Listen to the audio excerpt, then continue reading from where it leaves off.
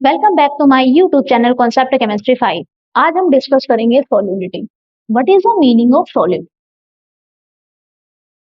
Solubility का means, आप suppose करो आपके पास वन कप है। ओके, एक आपके पास कप है और एक आपके पास ग्लास है। ओके, अब अगर हम इसमें कोई शुगर को ऐड करना है, भाई अगर हम वन ग्लास वाटर में कितनी शुगर होगी, या वन कप में, वन कप है उसके अंदर क्या है, वाटर है। अब उस वाटर में यानी कि सपोज कि यहाँ पे हमारे पास क्या है, कप है। ठीक है, आपके पास क्या है, कप, और वही आपके पास क्या है, एक ग्लास। ठीक है? अब यहाँ पे आपके पास कप है, यहाँ पे क्या है, आपके पास गिलास है। अगर अब इनमें क्या फिल है, इसमें फिल है वाटर। इसमें फिल क्या है बेटा, वाटर। इनमें क्या है, वाटर। अब मैं आपसे कहूँ कि इसमें जो आपके गिवन क्वांटिटी है, इसमें कितनी शुगर डिसोल्व हो सकती है, यानी कि आपको इन दोनों के अंदर शुगर को डिसोल्व करना है। क्या दोनों में शुगर जो है सेम अमाउंट से डिसोल्व होगी? नो, क्योंकि यहाँ पे क्या है बेटा, जो भी वाटर की क्वांटिटी रहेगी यहाँ पे कम है, और यहाँ पे जो वाटर की क्वांटिटी है वो आपकी क्या है, ज्यादा।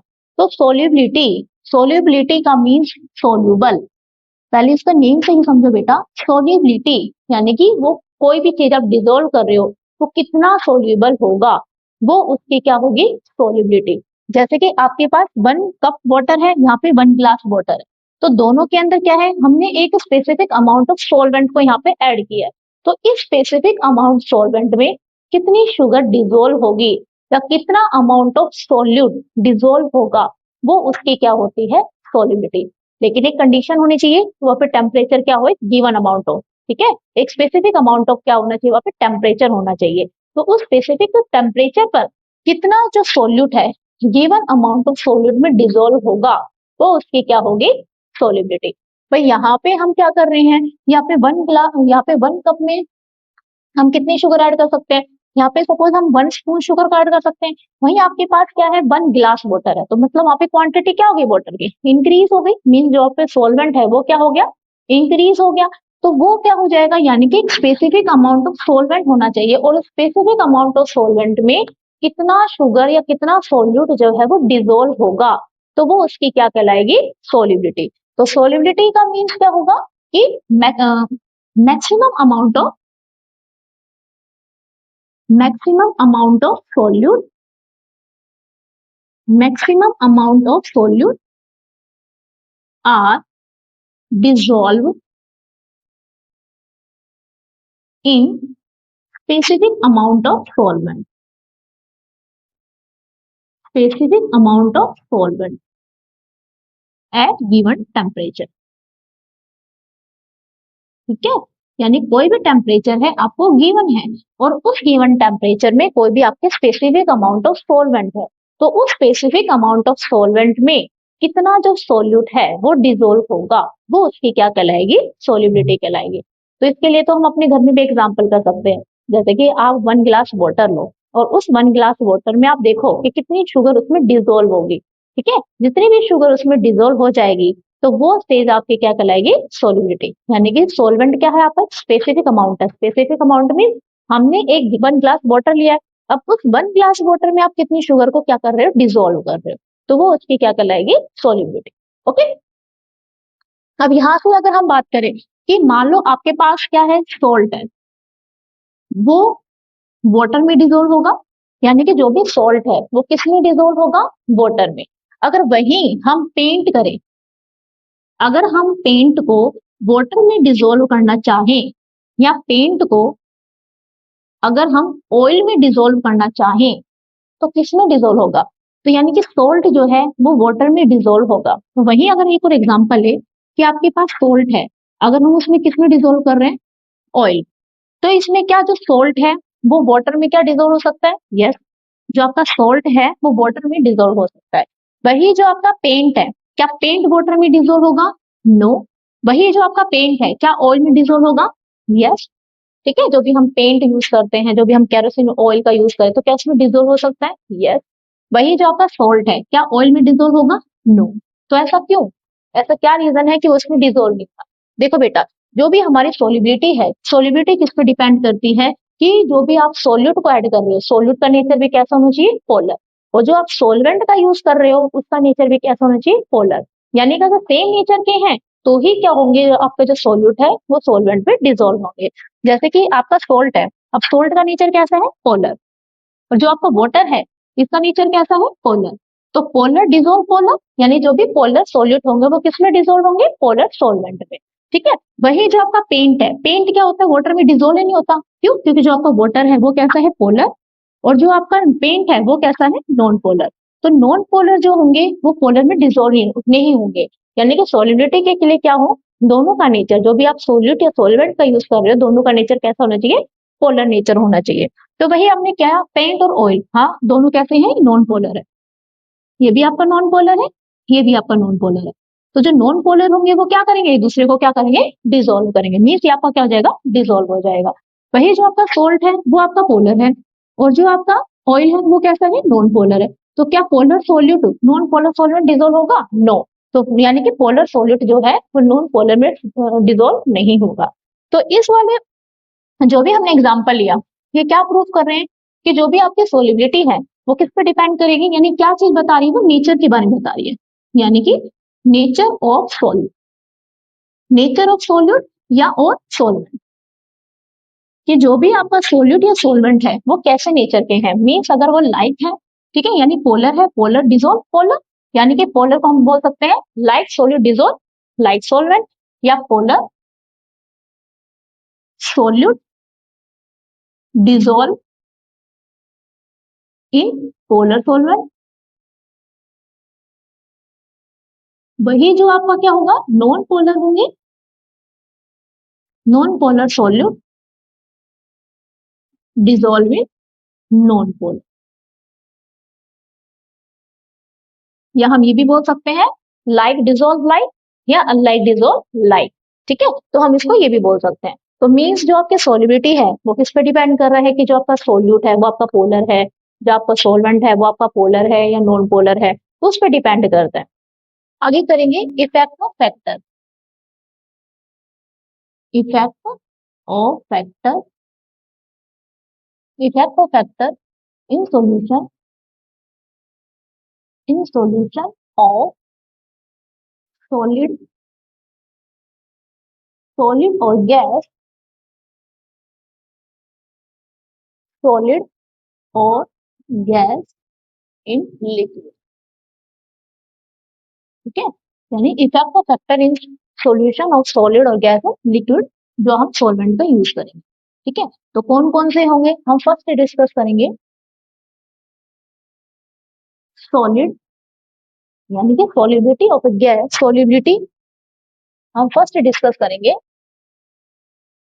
Solubility of A solid, solubility of solid in liquid solution. अब देखो, हम इसके लिए क्या एग्जांपल ले सकते हैं कि सॉलिड, अब जैसे हम फर्स्ट डिस्कस करते हैं कि solubility of A solid in liquid.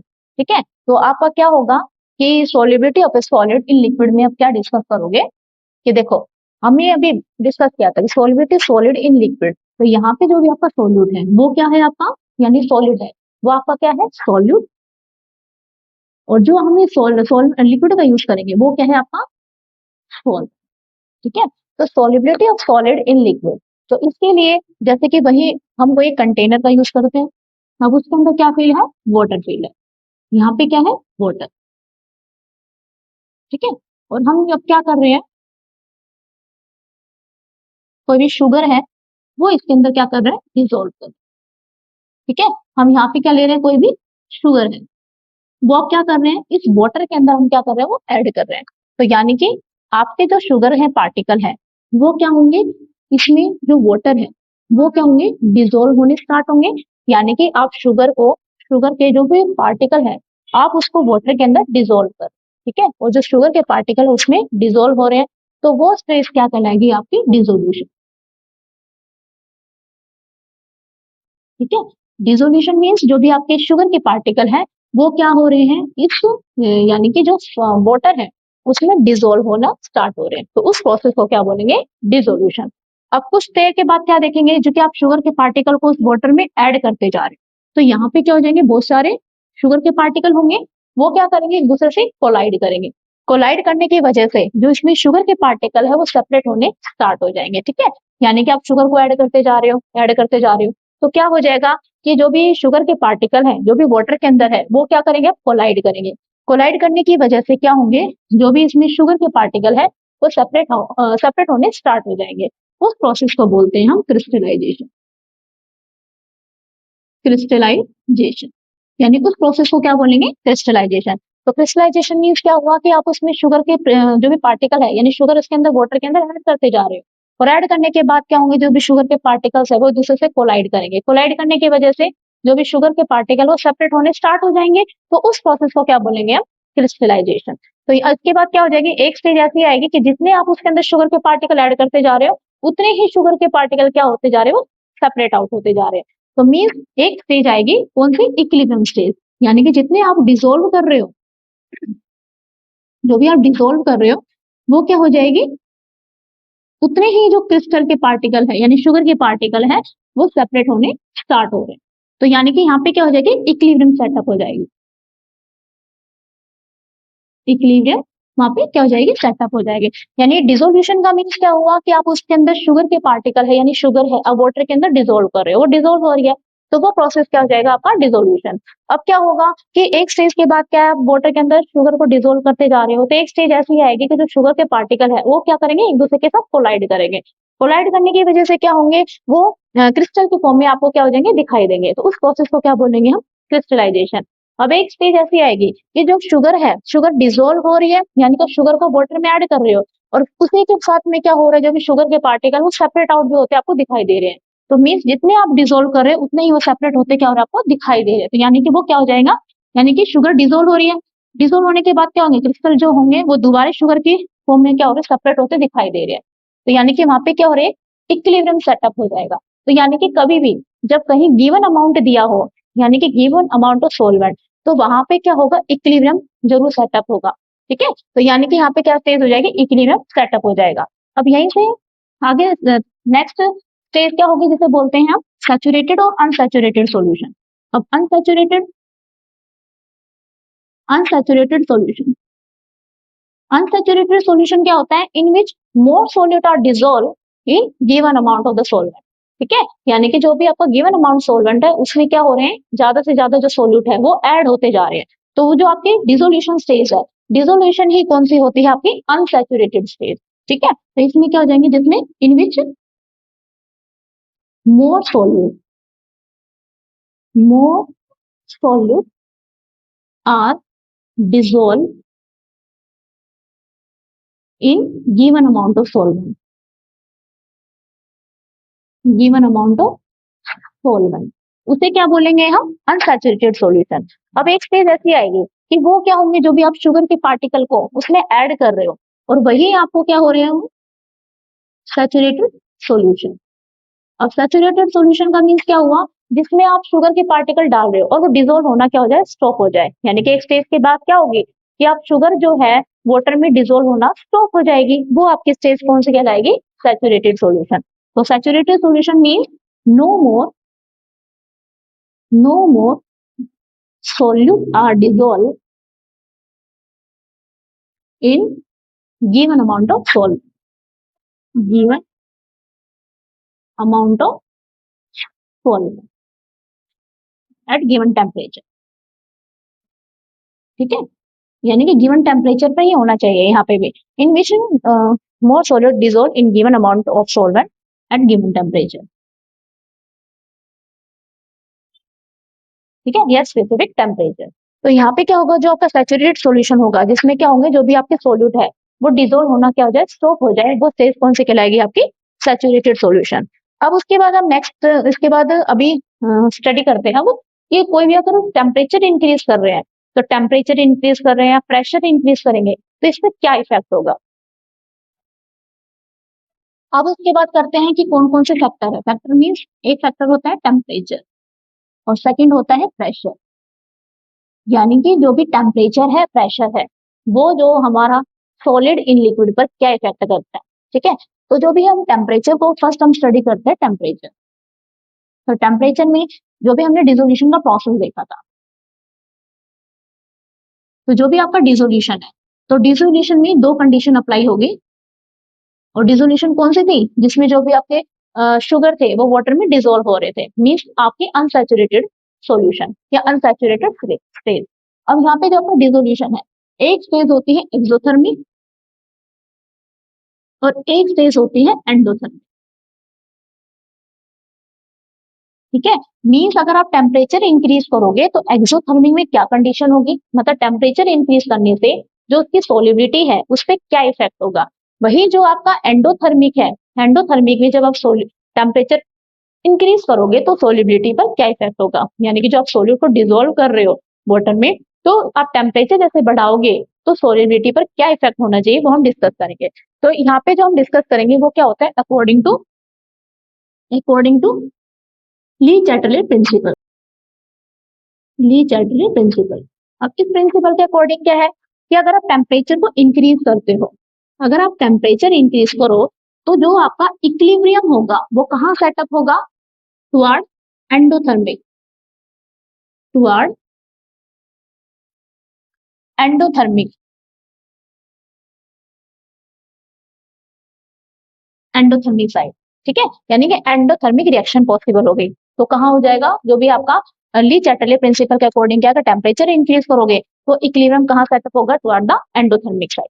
वही अगर आप प्रेशर इंक्रीज करोगे, प्रेशर इंक्रीज करोगे तो ली चैटरले प्रिंसिपल के अकॉर्डिंग जो भी इक्विलिब्रियम सेटअप होगा वो कहाँ हो जाएगा, toward laser number of molecules, laser number of moles या मॉलिक्यूल्स। ठीक है, तो ये आपकी कंडीशन आपको पता होनी चाहिए कि अगर आप टेम्परेचर इंक्रीज करोगे according to Le Chatelier principle, equilibrium कहाँ सेटअप होगा, एंडोथर्मिक साइड।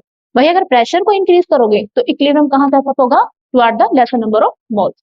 अब देखो बेटा, यहाँ पे अब क्या है कि हम इसको करते हैं एक्सोथर्मिक है एंडोथर्मिक है, तो हम एक रिएक्शन के थ्रू इसको एक्सप्लेन करते हैं। जैसे आपके पास क्या है, ए प्लस में H2। जब हम ए कोई भी पार्टिकल है, ठीक है, हम उसको वाटर के साथ रिएक्ट करा रहे हैं, तो रिएक्ट कराने के बाद ए आपका एक्वस बना और प्लस में क्या हो गई, हीट रिलीज हो गई। वहीं एक और कंडीशन में आते हैं, ए जब वाटर के साथ रिएक्ट करा रहे हैं प्लस यहाँ पे हम हीट का यूज कर रहे हैं, तो आपका क्या बन रहा है, एक्वस सॉल्यूशन। अब फर्स्ट कंडीशन देखते हैं। फर्स्ट कंडीशन में क्या है, कोई भी ए है जब वाटर के साथ रिएक्ट करा रहा है तो वहां से जो हीट है वो रिलीज हो रही है। ठीक है, हीट रिलीज होना मीन्स वो एक्सोथर्मिक प्रोसेस है। अब क्या कर रहे हैं यहाँ से, अब हम क्या कर रहे हैं, टेम्परेचर दे रहे हैं। ठीक है, अब यहाँ से क्या कर रहे हैं, हम उसको टेम्परेचर दे रहे हैं, यानी कि हीट कर रहे हैं। यहाँ पे हम क्या दे रहे हैं, टेम्परेचर इंक्रीज कर रहे हैं। अब टेम्परेचर इंक्रीज करने से यहाँ पे पहले वो यहाँ पे तो क्या थी, पहले इसके पास क्या कर रही थी, एक्स्ट्रा हीट थी, उसमें से क्या कर रहा है, रिलीज कर रहा है। अब क्या कर रहे हैं, हम यहाँ पे और टेम्परेचर दे रहे हैं, तो ये जो रिएक्शन होगी ये क्या करेगी, इस टेम्परेचर को अपोज करेगी। ठीक है, अपोज करने की वजह से यहाँ पे जो सोलिबिलिटी होगी वो क्या हो जाएगी, डिक्रीज हो जाएगी। सोलिबिलिटी क्या हो जाएगी, डिक्रीज। वही जो हम दूसरी कंडीशन देख रहे हैं, दूसरी में क्या है कि ए वाटर के साथ रिएक्ट करा रहा है, उसको हीट की नीड है। ठीक है, जब हीट उसके पास होगी तो ही रिएक्ट करा के यहाँ पे ये हमारा प्रोडक्ट बनेगा। अब यहाँ पे हम क्या कर रहे हैं, इसको हम क्या कर रहे हैं, हीट कर रहे हैं, यानी कि इसको टेम्परेचर प्रोवाइड कर रहे हैं। मीन्स यहाँ पे हम जो टेम्परेचर है वो क्या कर रहे हैं, इंक्रीज कर रहे हैं। भाई इसको हीट की नीड है, अब यहाँ पे हम टेम्परेचर को क्या कर रहे हैं, इंक्रीज कर रहे हैं। तो टेम्परेचर इंक्रीज करने से क्या होंगे, इसको हीट मिलेगी और ये प्रोडक्ट में क्या हो जाएगा, कन्वर्ट हो जाएगा। तो मीन्स यहाँ पे जो सोलिबिलिटी होगी वो क्या हो जाएगी, इंक्रीज हो जाएगी। ठीक है, तो यहाँ पे जो हमारा एक्सोथर्मिक रिएक्शन है, तो इन एक्सोथर्मिक में क्या होगा, यहाँ पे अगर यहाँ पे टेम्परेचर बढ़ाओगे, टेम्परेचर इंक्रीज करने से जो आपकी सोलिबिलिटी है वो क्या होती है, यहाँ पे डिक्रीज होगी। ठीक है, क्योंकि वो क्या करेंगे, इसको जो भी आपका रिएक्टेंट है यहाँ पे क्या करेंगे, इसको अपोज करेंगे। ठीक है, और यहाँ पे क्या है, अगर आपकी एंडोथर्मिक रिएक्शन है तो एंडोथर्मिक में जैसे ही आप टेम्परेचर को क्या कर रहे हो, इंक्रीज कर रहे हो, टेम्परेचर इंक्रीज करोगे तो यहाँ पे जो सोलिबिलिटी होगी वो क्या हो जाएगी, यहाँ पे इंक्रीज हो जाएगी। ठीक है, तो मीन्स जो हमारा एक्सोथर्मिक एंडोथर्मिक प्रोसेस क्लियर हुआ। तो मीन्स जो हमारी एक्सोथर्मिक रिएक्शन होगी, यानी जो फर्स्ट आपकी एक्सोथर्मिक रिएक्शन है तो यहाँ से जो भी हीट है, जो एक्स्ट्रा हीट है वो रिलीज हो रही है, लेकिन आप टेम्परेचर और दे रहे हो, इसको नीड ही नहीं है हीट की, और अब उसको हीट करते जा रहे हो, तो हीट करते जा रहे हो तो क्या करेगा, इसका फोर्स करेगा, मीन सोलिबिलिटी को क्या कर देगा, डिक्रीज कर देगा। अब सेकंड रिएक्शन में क्या देख रहे हैं, जो आपकी सेकंड रिएक्शन है, इसमें क्या देख रहे हैं, यहाँ पे हीट उसको नीड है, हम टेम्परेचर इंक्रीज कर रहे हैं तो मतलब उसको हीट को नीड है, टेम्परेचर इंक्रीज करेंगे तो ए क्या करेगा, हीट को क्या करेगा, कैप्चर करेगा, यानी हीट के साथ ए है वाटर, हीट के साथ कंबाइन होकर किसके फॉर्म करेगा, प्रोडक्ट के, तो यहाँ से जो होगी सोलिबिलिटी क्या हो जाएगी, इंक्रीज हो जाएगी। तो मीन जो हमारा फर्स्ट है यानी टेम्परेचर है वो हमारे इफेक्ट कर रहा है, और आप इसके थ्रू आप एक्सप्लेन कर सकते हो कि एक्सोथर्मिक एंडोथर्मिक में क्या होगा। जो सेकंड होता है, सेकंड क्या है, प्रेशर। जो हमारा प्रेशर है किसमें, सॉलिड, सॉलिड इन लिक्विड। तो जो हमारा प्रेशर होगा, प्रेशर क्या करेगा, सॉलिड और लिक्विड में कोई इफेक्ट नहीं करेगा। क्यों, क्योंकि जो हमारा सॉलिड और लिक्विड होता है वो कैसे होते हैं, किस नेचर के होते हैं, इनकम्प्रेसिबल नेचर के होते हैं। ठीक है, तो यहाँ पे क्या हो जाएगा, नो इफेक्ट, क्योंकि जो भी हमारे सॉलिड है या लिक्विड है उसको हम कंप्रेस नहीं कर सकते, तो यहाँ पे जो प्रेशर का है यहाँ पे कोई इफेक्ट नहीं पड़ेगा। ठीक है बेटा, तो इसका जो नेक्स्ट पार्ट है हम नेक्स्ट वीडियो में स्टडी करेंगे। इसके लिए आप मेरी वीडियो को लाइक करें, शेयर करें, सब्सक्राइब करें, और हाँ बेल आइकन को क्लिक करना ना भूलें। मिलते हैं नेक्स्ट वीडियो में, थैंक यू।